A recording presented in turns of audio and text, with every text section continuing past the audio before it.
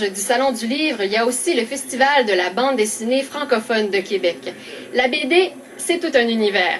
Et on peut dire que notre invité de la semaine est tombé dedans, étant petit.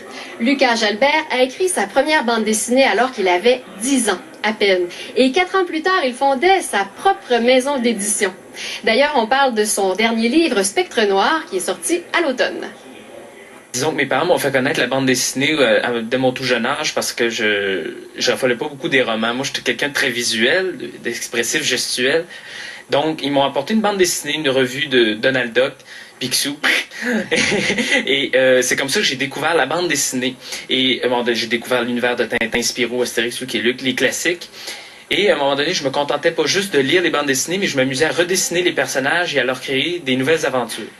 Mais vers l'âge de 9 ans, j'ai décidé de créer mes propres personnages, Funk et Punk, 2 inspecteurs québécois, et c'est là que l'aventure de mes bandes dessinées a débuté. J'ai grandi avec les classiques, donc c'est ce qui m'a inspiré. J'ai jamais suivi de cours de dessin. Mes cours de bande dessinée, c'était de remarquer ce que les auteurs comme Franquin, Hergé, Uderzo, Maurice ont pu réaliser comme travail. Et c'est en remarquant tous ces détails-là que j'ai appris ce style de dessin-là qui m'a tout de suite accroché.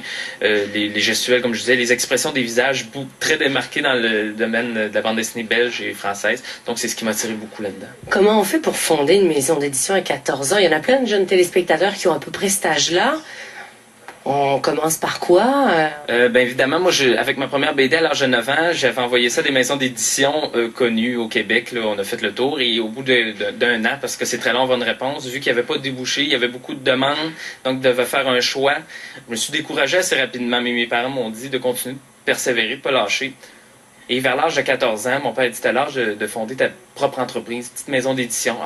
Ah oui. Fait qu'on est parti au Palais de justice de Québec en juillet.